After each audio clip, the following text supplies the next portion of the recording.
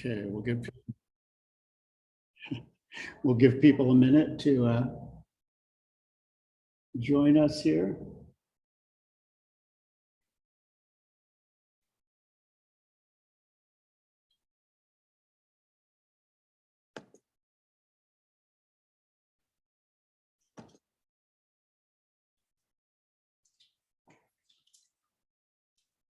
Looks like we've got a couple of our students online too.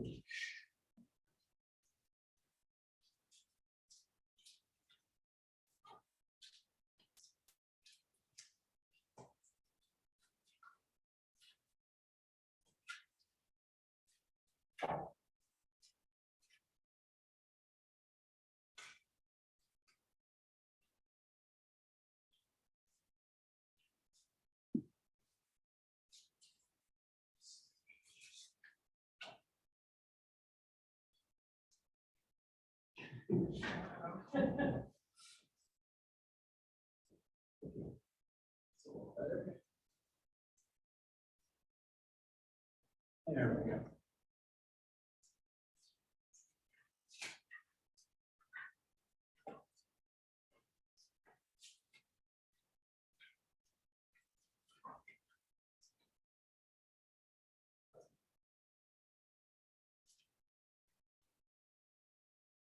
I just moved it sideways.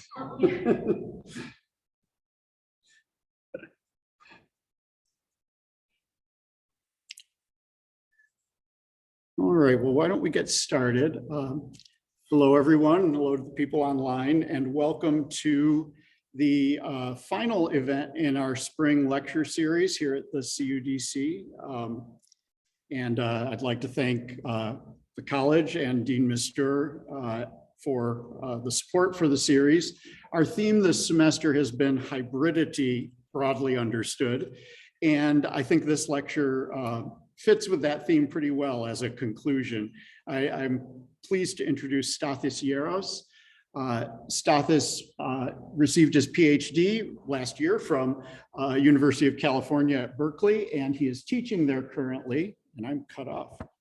I'll get down, there we go. And he is teaching there currently. His work, he's dealt with a number of topics in his research, various cities, issues of resilience and other things, but his main focus has been on the intersections of a number of disciplines and a number of subject positions. So using queer theory as a lens, he looks at how different subject positions relate to spatial experience, the use of the city, and life in the city. But he also uses methodologies from a number of disciplines, particularly combining architectural and design methodologies with ethnographic methodologies. I think you'll find this very interesting. And without taking up too much time, I will introduce Stathis. Thank you so much, Stephen. And it's a real pleasure that to be here, even in virtually. It's I really admire the work you do in Cleveland, and it's just a real pleasure to be with everyone today. Let me share this image. Can you see it okay? Yeah. Or you don't see my notes, right? Only the image. No, only the image. Okay. As Steve said, I completed my, sorry, just a moment. I completed my PhD in the Department of Architecture at UC Berkeley in the doctoral program in History, Theory, and Society. And I'm focusing on the last word, society. So now as a scholar and as a teacher, I'm mostly interested in architecture as a material register of social relations. And that is a field that has existed in academia at least since the 1960s. So I hope that the work I do, especially with introducing sexuality as a lens of looking at space, enlivens and broadens the scope of this field. So today I will present some of the findings from my dissertation work that I hope will shed light into processes of how spaces become queer, what I call queering, processes of queering. and also how everyday habitation, what does it have to do with the notion of citizenship? Or in the case of my work, what I call queer insurgent citizenship, and it's a term that I will define shortly. After an introduction that I will present the big ideas, I will go into a couple, 2, or if I have time, 3 case studies, historical case studies, and I will end with a bit of a kind of speculation of where we're now and where we could be going with this kind of mode of work. The recent controversies that I'm sure most people in this audience would be familiar over transgender access to bathrooms highlight a persistent fight over who gets to inhabit everyday spaces and how they inhabit those spaces. And this is at a time when LGBTQ rights are advancing. But in American society, still some bodies, and in particular, the bodies of queer, transgender people and non-binary people, especially people of color, are deemed too risky to be allowed into these spaces and into public discourse about these spaces. These fights are contemporary examples of conflicts about space and about access to resources that have shaped LGBTQ histories during the last century, as spaces associated primarily with middle-class homosexual men and women have now entered the sphere of mainstream urbanity. Queer theorists have argued over the last 3 decades, that this inclusion went hand in hand with the dispossession of other queer people from the spaces where they live and where they create communities. And this dispossession, or put it differently, the loss of mainstream queer and transgender spaces, is typically based on class and race. However, it is less clear how queer people themselves have historically responded to this phenomenon. It's a historical phenomenon. In my work, I argue that queer people have made their own social values visible through how they design and how they use physical spaces that have often remained under the radar of mainstream accounts of LGBTQ rights. The big idea then that my work puts forward is that without better understanding how queer spaces are created, how people inhabit them, and also what they look like, of course, we cannot fully appreciate how contestations, fights about space, or put it differently, spatial activism, how spatial activism gives shape to queer politics and also urban public life more broadly. So my book project, it's going out for review now by the University of California Press, is titled Queering Urbanism, Architecture, Embodiment, and Queer Citizenship, and is informed by the dissertation work in addressing the gap that I identified by looking into how spaces become queer. I explore this question in, as you saw in the title of this presentation, within the San Francisco Bay Area. These are some of the most symbolic sites, both for LGBTQ rights activism and also for contemporary debates about urban activism and anti-gentrification that comes into play as we move more and more toward the present from the 1980s forward. So I document the transformation of cafeterias, bathhouses, public plazas, and communal housing, not least because we have a lot of archival work from the Bay Area that amazing nonprofits and other organizations have done over the years. I document that transformation from sites associated with heterosexual cultures to queer urban landscapes. Let me see something before I go here. Sorry. Okay. Before I get into the specific case studies that I'll talk about today, I should clarify the meaning of the term queering in the title here. About 30 years ago, the word queer, of course, was a slur that was leveled against homosexuals and people who did not conform to the dominant ideas about gender in mainstream society.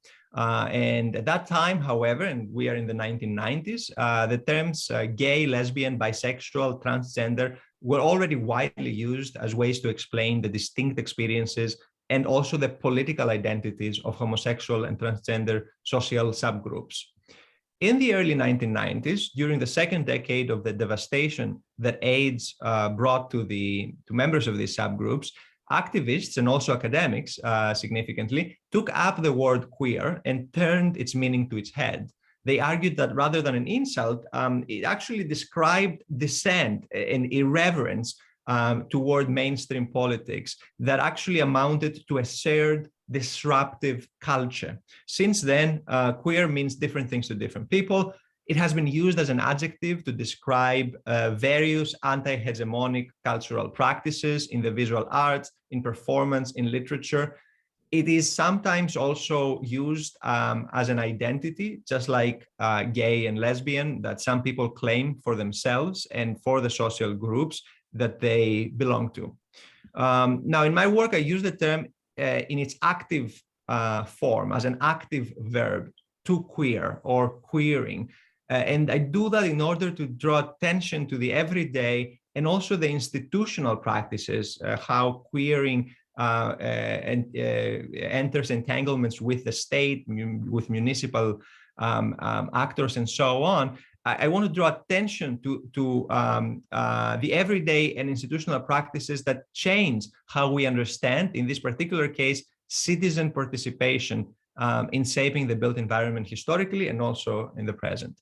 So queering is both an analytical concept, a term that helps us analyze a social and spatial process phenomenon, but it's also a historical concept as well, which I hope if I get to the point where I talk a little bit about Foucault's history of the present, that will come out a little more, become a little more clear.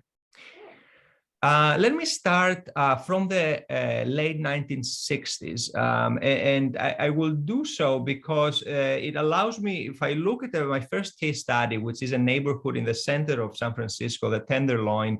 It has been in the news recently for various reasons that I actually think that received a lot of unfair mainstream attention. But the Tenderloin has a long history in San Francisco as a kind of a non-conforming part of the city. So I will start there in order to trace how the changes kind of in the conceptualizations and kind of framings of queer identities kind of developed hand in hand with the neoliberalization, like the kind of free market capitalism that a lot of cities in the United States espoused and globally during that time. So I'll start from there because it is the beginning of that process, and it is the beginning of my narrative.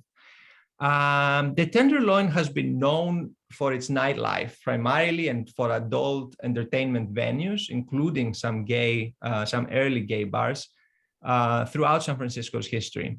In the 1960s, mid-1960s, a small number of bars in the area, in the neighborhood, were safe havens for people who transgressed gender identities. There was no notion of a transgender identity at the time. Transsexuality started to be discussed in medical literature in the beginning. It was then taken on by people on the ground. But there was a general understanding of Tenderloin being a hub, a safe haven for people who transgressed the gender and sexual identities. The combination of entertainment venues and cheap accommodation in single room occupancy hotels, SROs, in the Tenderloin made it the first step for young queer people who arrived in the city, typically in an effort to escape oppression in the social environments where they grew up. Angel, you see a photo of Angel here, was a transgender woman who found shelter in the Tenderloin in the late 1960s and engaged in occasional sex work to support herself. In 2012, which is when this picture was taken, describing those experiences, she chose her words very carefully to avoid romanticizing the difficulties of day-to-day life. She described daily challenges to maintain steady employment because of discrimination due to gender presentation. She talked about senseless violence from the police that effectively confined queer people within a few blocks, literally one block in the neighborhood. She also described her drug use and addiction, which slowly led to homelessness. So in her words, there was nowhere to go. And I was stuck there in daylight with people who worked. At nighttime is okay, you don't feel so out of place. I had fun doing it, but that life became a nightmare after a while. But Itzhord did not paint herself as a victim, but rather as a survivor. Unlike many of the people she encountered during the time in the late 60s who conformed to heteronorms in their daily lives, she explained that she was able to express her gender identity as female out in the open by living in the Tenderloin, which gave her a sense of freedom. Don't feel sorry for me, she said in the documentary. Feel sorry for the people I met. Itzhord belonged to a group of gender non-conforming people in the Tenderloin who self-identified as drag queens. And this is a term that initially described cross-dressing performers in homosexual subcultures in the United States. Susan Stryker has an amazing kind of historical account of how the term drag queens emerged in her book, Transgender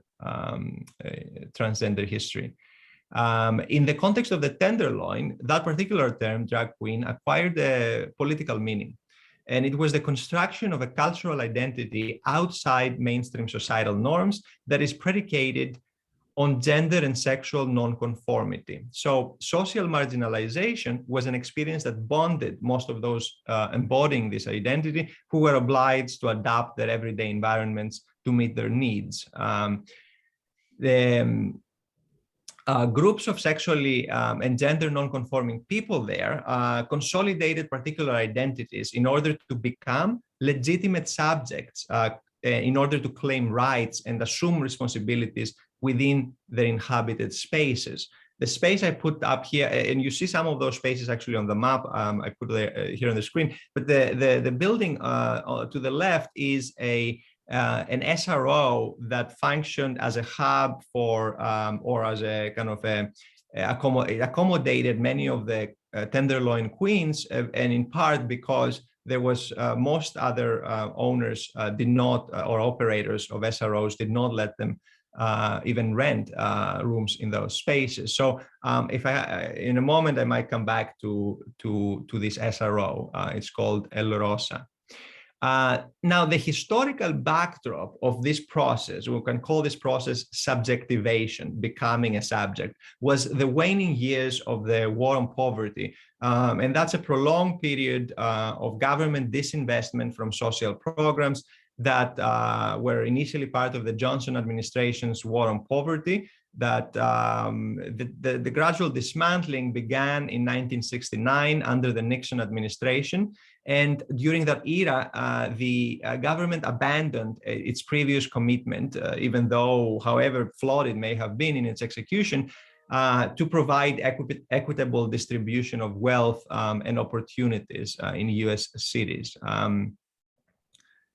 Now, accounts of residential arrangements during that time that allowed young queer people to remain in the area in the 1960s and 1970s reveal a network of spaces, of a few spaces that were mainly around the intersection of Turk and Taylor streets.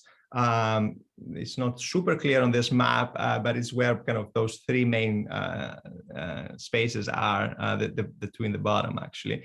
The intersection of Turk and Taylor, and they lived and socialized there, and they tried to create kind of shared bonds that essentially contested kind of federally directed disinvestment in urban neighborhoods starting in the early 70s. El Rosa that you see here on Turk was a haven for queer runaways, and that's according to Amanda St. James, who managed day-to-day operations there in the late 60s.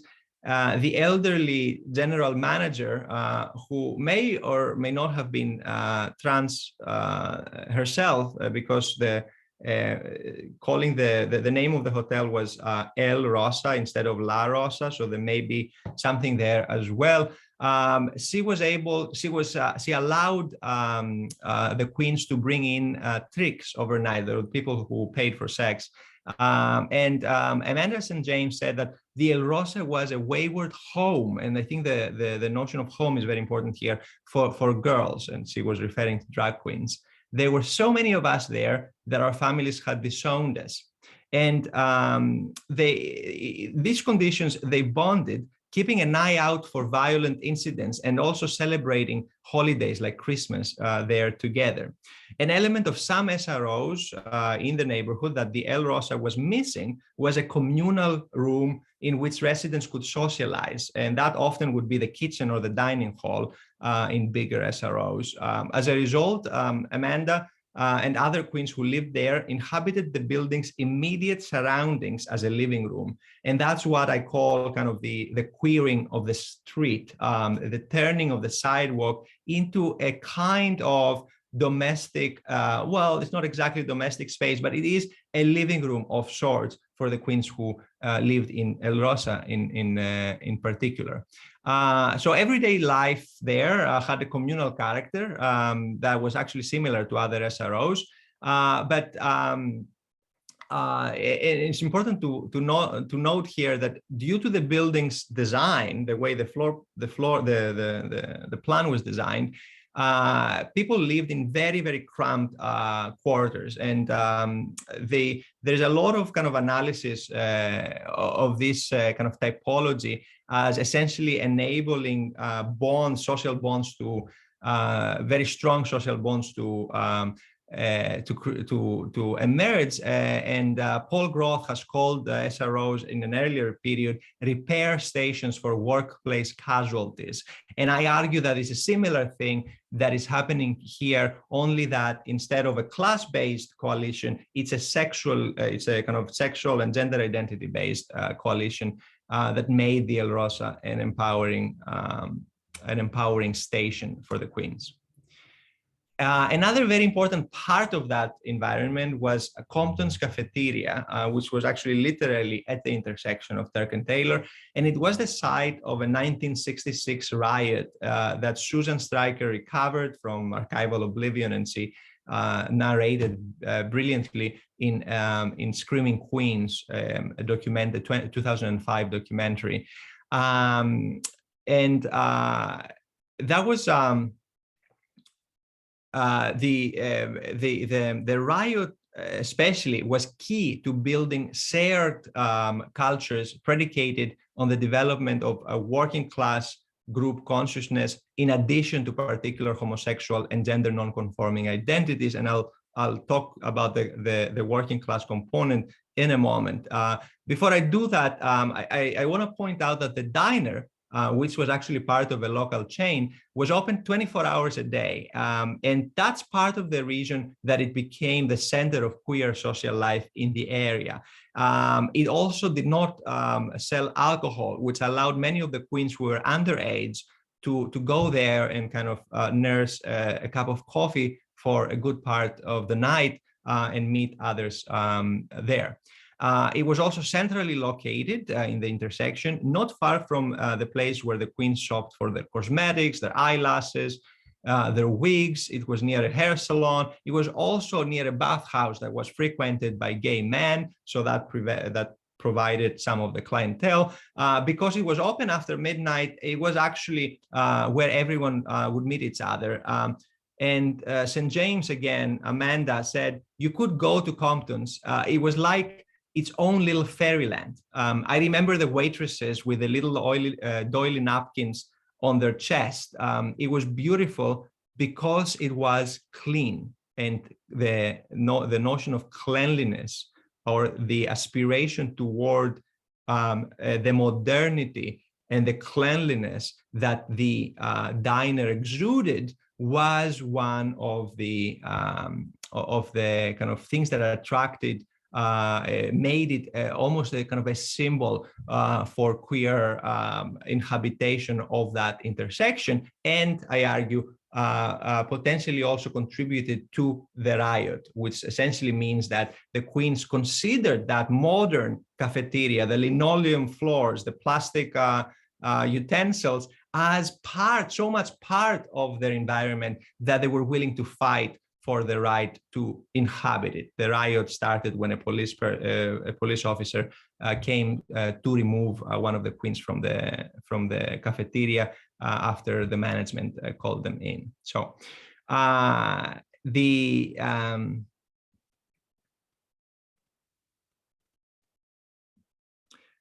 just to emphasize this point a little more, another one of the denizens of Compton's at the time remembered it in this way. Everybody would die for window seats just to show off. Another person said it was a place where people would go to parade their fashions. In these accounts, the diner functioned as the living room their housing lacked, and also as a social club of sorts that provided relative safety in its clean and well-lit environment. This was a whole decade before the first gay bar with clear glass windows opened in the Castro, and that's Twin Peaks Tavern, which is a designated local landmark now. Compton's plate glass storefront mediated the Queen's interactions with the neighborhood and symbolized their desire to be seen both as individuals and, as the riot indicated, a distinct social group. The casual camaraderie with other Tenderloin residents, especially young cisgender hustlers, that they had developed through everyday interactions there, created a sense of collectivity that they expressed most dramatically for the first time in August 66 with a violent response to police intrusion. In practice, the area around the intersection of Turk and Taylor had the characteristics of a proto-queer neighborhood, an urban enclave, a territory marked by the open expression of non-normative gender and sexuality in public. The claims the intersection's inhabitants made to the use of these spaces reveal the parameters of what I call queer insurgent citizenship. As part of the broader argument in the book, I argue that everyday decisions about how to inhabit urban space and particular buildings, and also the aesthetics that are associated with this mode of habitation. And in this case, we saw kind of a form of camp, but we also see in other sites that, that are part of the book's narrative, leather, glam, and other kinds of queer aesthetics, shape and are shaped by that insurgent form of queer citizenship. Simply put, citizenship refers to a bundle of rights and obligations that are associated with membership to a distinct community. The most common form of citizenship, of course, in the United States in the modern era is national citizenship, but it is not the only one. National citizenship is important to recognize that it operates through the logic of exclusion. There are formal criteria, a passport, a green card, that's formal criteria that determine who deserves, I'm talking about green card because I'm on a green card. Obviously, citizenship is the first one of the formal criteria. These criteria determine who deserves protection from and assistance by the nation state and who does not. So in Western liberal democracies, this often has to do with the economic productivity of the person who aspires to full citizenship. Insurgent citizenship now refers to how activist movements use these formal characteristics of national citizenship in order to subvert its exclusionary logic. So this working from within to subvert that logic of exclusion. In other words, insurgent citizenship expands the purview of citizenship to include those who until then were marginalized or excluded from rights that other citizens would take for granted. By using that lens, I identify how alternative forms of creating social relationships lead to claims for